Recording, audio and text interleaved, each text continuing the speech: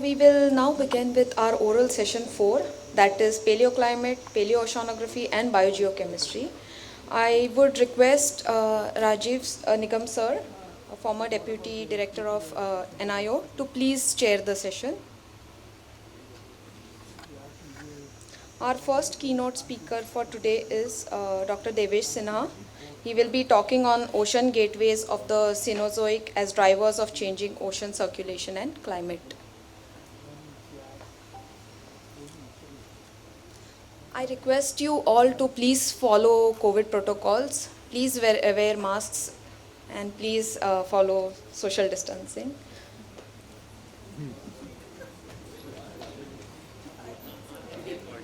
ये यहाँ पे है सर, यहाँ पे रखा है.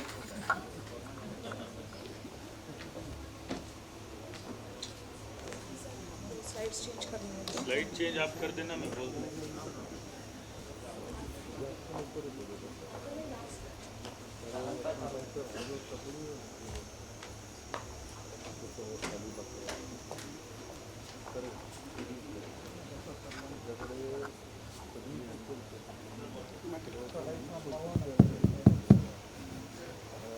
A very good morning to all of you. Yesterday there was a good cultural program. I hope you all enjoyed. And even the yesterday dinner was so good. And that was one of the reasons people got up late today. So, welcome. The first keynote address today will be delivered by Professor Devesh Sinha. Professor Sinha is well known to all of you. He's a professor of marine geology at Delhi University. He was a convener of, I think, 19th colloquium at BHU. That time he was in BHU. He's a very good orator. So I welcome Professor Devesh Sinha. Please deliver your keynote address. Thank you, Dr. Nigam. Distinguished delegates,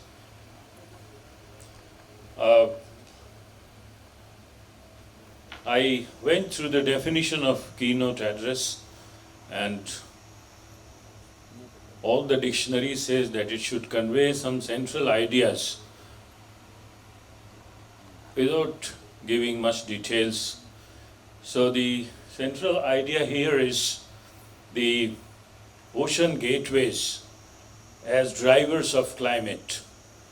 You know, the climate at present, as we understand, it varies every day, every year, every month, every decade, every millennium. So we have different concepts about the climate.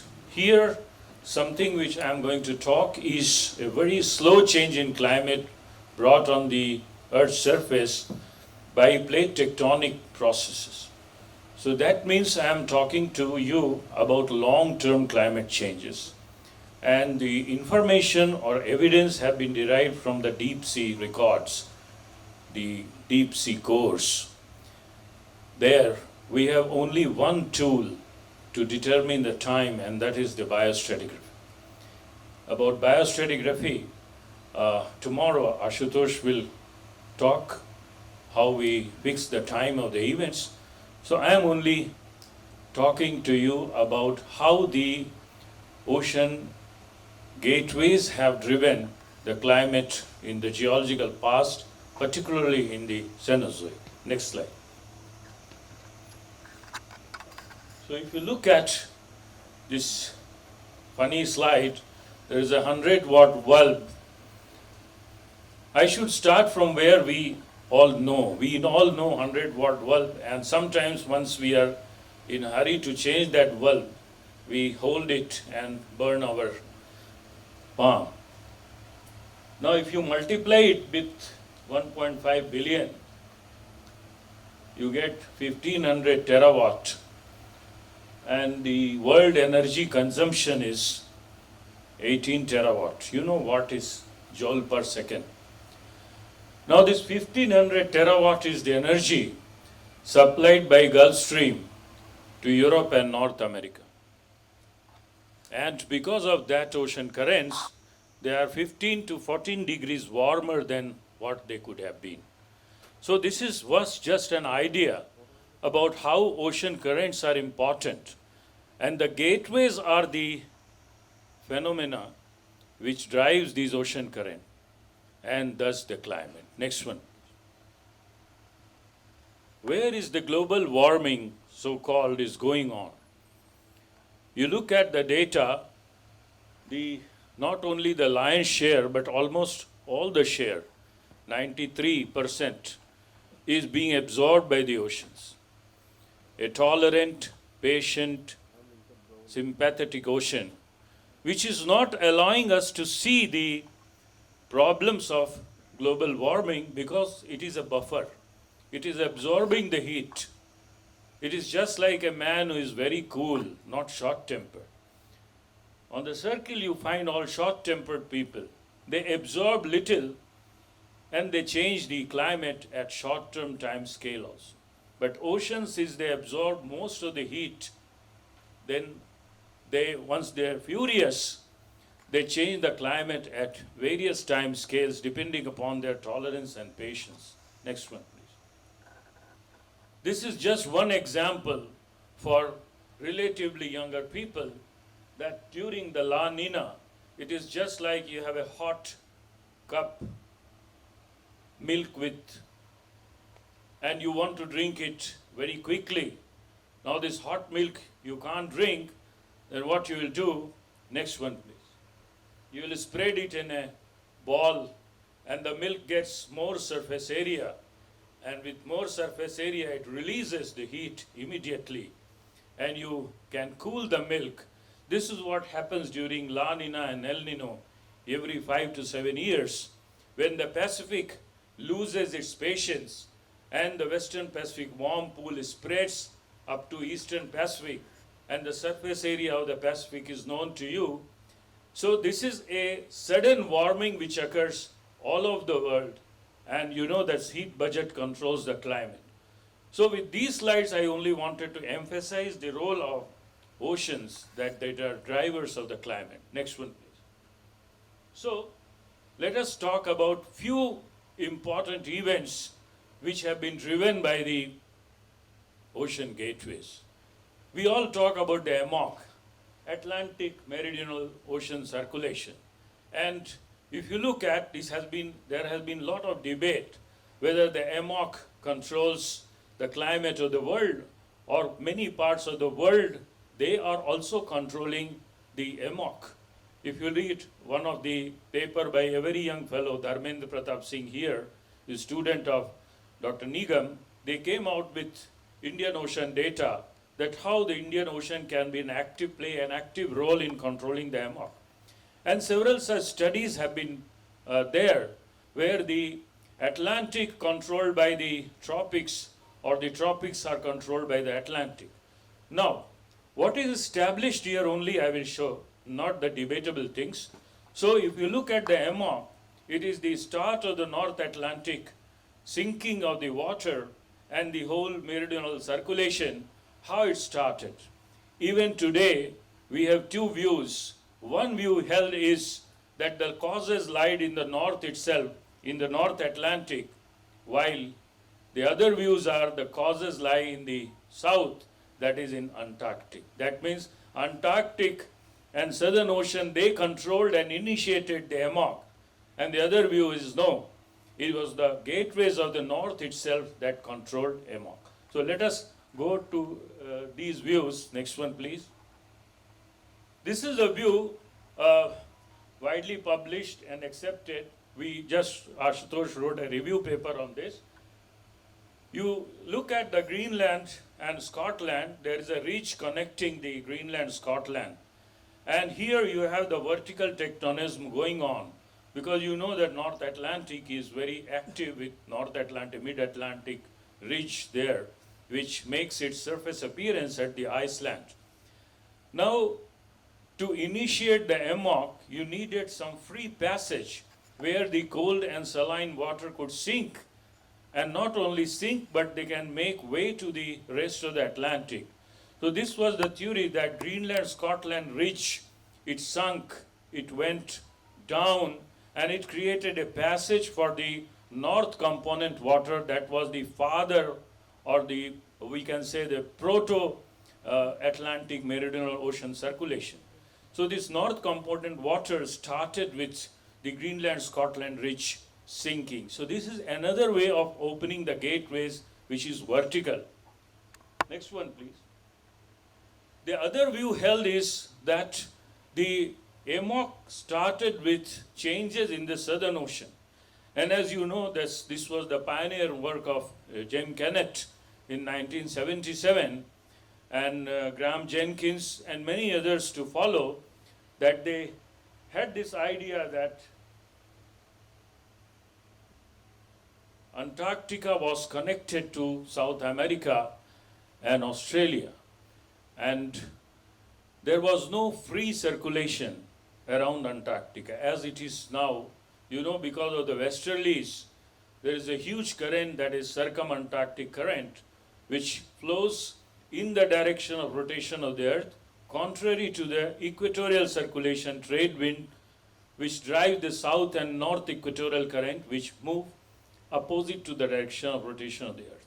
So here, as the South American continent and Australia, they moved northward, it created a passage, two passages.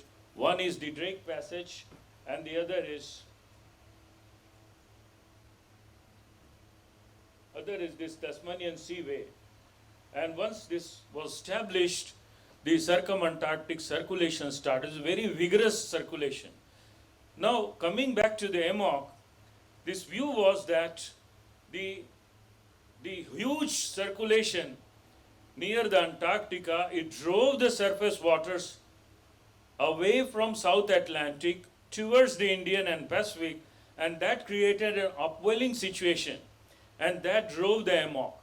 The evidences for both have been published in journals like Nature and Science. This is an open area where many people can do research, whether the north drove the north or south drove the south. So these two views are there, and also this tells you that how the ocean gateways opening drove the climate change, as this current, it thermally isolated the Antarctica from rest of the world, warm ocean currents, and that led to the development of permanent ice sheet on Antarctica in Oligocene. You have several evidences to prove that, particularly with the global benthic isotopic record.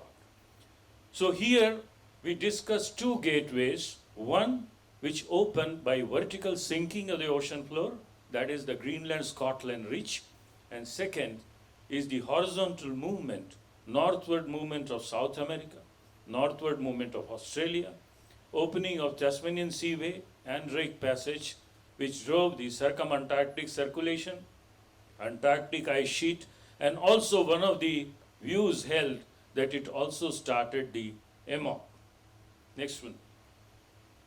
This is a general figure. Everybody knows that how this isotopes become, the ocean become enriched in heavier isotopes during the time of glacial events.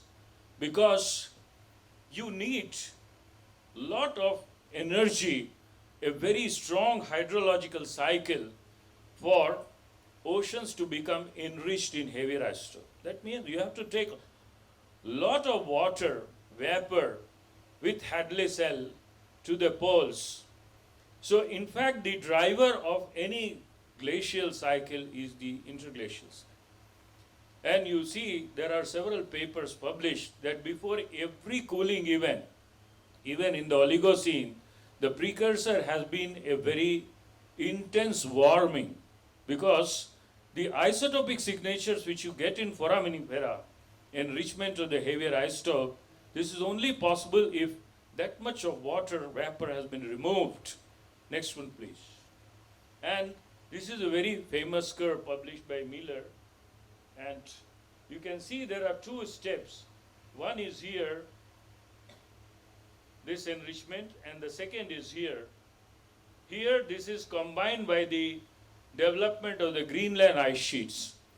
Because till date, many people believe that Antarctic ice sheet started earlier in Oligocene and Greenland ice sheet started only in late Pliocene.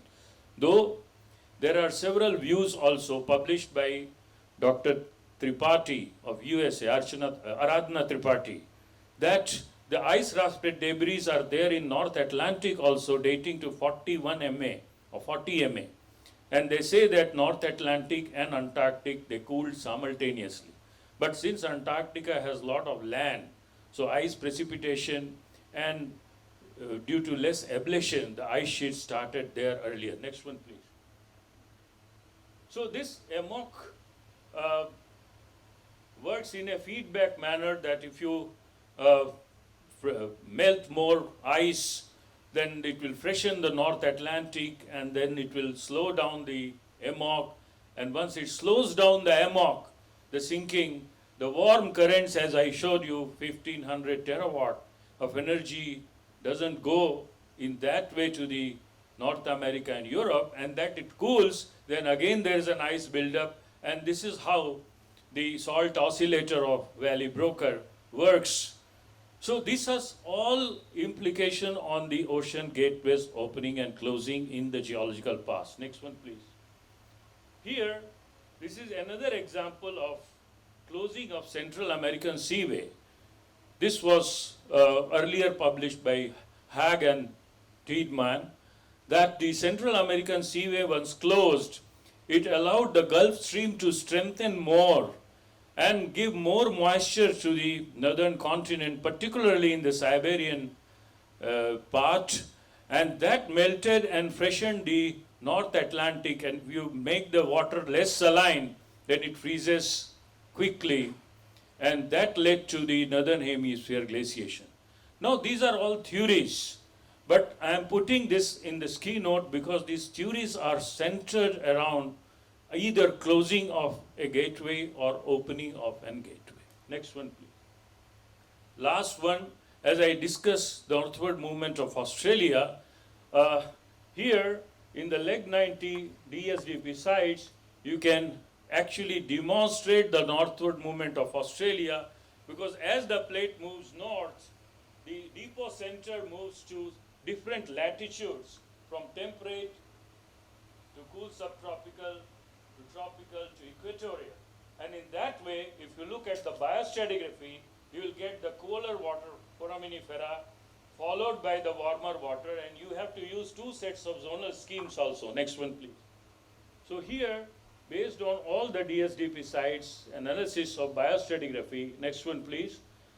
This was the idea that this Indonesian seaway, which was quite open earlier in the late Miocene, the connection got severed, and this was also based on the biostratigraphy, comparison of biostratigraphy between the Western Equatorial Pacific and Northern Indian Ocean. And if you see, we published it in 98. After that, a wonderful paper came by Kane and Molnar that this closing of Indonesian seaway was precursor to East African aridification. So here you again see that drivers of the climate is the ocean gateways, because this severing of the connection led the Indonesian through flow entertain only the colder waters of the North Pacific. Earlier it was the South Pacific, and due to that there was a normal general sea surface temperature decline in the Indian Ocean, and that led to East African aridification. This is a hypothesis tested by many, debated by many. Next one, please. So in general, if I summarize all these things, in Paleogene, you had equatorial circulation dominating. In India also, you have Subatu and Kakra formation towards north of India. You have marine connections. And our part of the Tethys became closed, but simultaneously the Southern Ocean opened and cyclospheric circulation or cold circulation that dominated. So in general, this was the result of opening and closing of gateways. Next one, please. One of the important Walker circulation is also a result of plate tectonics, because the moment the connection here was severed, the warm pool formed, and warm pool acts as a burner from where the hot air rises and this Walker circulation started. Walker circulation also owes its origin through the closing of the Indonesian Seaway, partly closing of the Indonesian Seaway. So many such atmospheric phenomena which you see, they have been result of long-term opening and closing of the gateways. Next one, please. So here what you see is the El Nino and all these phenomena. This is also in geological past, they have been driven by the plate tectonic processes. Next one. Last one, this currents which go from equatorial region towards the polar region, they have a sort of positive feedback on the climate of the poles. So if you weaken the Lewin current or you weaken the Agulhas current which goes towards pole, they become weak, then less heat supply to the Antarctica, and that leads also to the cooling of Antarctica. But Lewin current becomes weak when you have Antarctic ice sheet buildup, sea level down, Indonesian through flow reduced, and weakening of Lewin current further adds to the cooling in Antarctica. Next one, please. Last one, that whatever research you do, whatever things you published, have a good life, enjoy life, enjoy the colloquium, and since I have still 4 or 5 minutes left, let me give you an epilogue. The climate is not that one thing happens and the other thing happens. Younger dryas, monsoon. Younger dryas, this thing. To explain it, a scientist gets up in the morning. He finds that sleepers are not at the right place. The scientists become angry. Scientists are very angry because they are always busy with the data. He shouts at the wife, "Where are my sleepers?" Wife says, "Go to hell. I have not married you to find out your sleepers." The anger grows. Everything which you don't take care, it grows. Goes, shaves, there is a cut. Blood oozes out, anger further grows. Wife says, "Don't go to the office, have breakfast, go to hell with the breakfast." Anger grows, goes and takes out the car, the anger shifts to the accelerator, car meets with an accident, admitted to a hospital, beautiful nurse, falls in love, gets divorced. Then a friend asks, "Well, why did you get divorced?" He said, "Sleepers were not found at the right place." This is what we might be doing in the climate science, that North Atlantic cooling, monsoon reduced. No, North Atlantic and monsoon, this area are far apart. Find the physical mechanism through which it is connected. How North Atlantic gives the signal to the neighboring areas and how the monsoon is driven. How Antarctic is controlling the climate. So climate is the result. It is the platter in the restaurant. Once you order the food, you have the prepared food. You don't go to the processes by which कोई सब्जी लेने गया होगा, वहाँ आया होगा, chicken लेने गया, all these things you don't know. So climate is the result. And once we do the proxies, we have to find the viable physical mechanism through which the teleconnectivity is there. Thank you all. Thank you very much.